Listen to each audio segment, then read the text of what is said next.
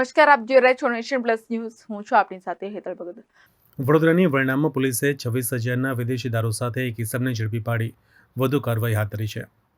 વડોદરાના વરણામા પોલીસની ટીમ પેટ્રોલિંગમાં હતી. આ દરમિયાન પોલીસને વડદલા ગામે દાજીપુરા ફળિયામાં રહેતા સુરેન્દ્રસિંહ ઉર્ફે બોખો ગોહેલ દારૂનો વેપલો કરતો હોવાની બાતમી મળી હતી. સુરેન્દ્રસિંહ ઉર્ફે બોખો ગોહેલ પોતાના ઘર સામે તળાવના કિનારે આવેલ પાન પડીકીના ગલ્લા પાછળ વિદેશી દારૂ બહારથી લાવી સંતાડી રાખી વેચાણ કરતો હતો. પોલીસે 26,000નો મુદ્દામાલ પકડી પાડી સુરેન્દ્રસિંહ ઉર્ફે બોખો ગોહિલને ઝડપી પાડી વધુ કાર્યવાહી હાથ ધરી છે. Bureau report, nation plus news, Vadodara.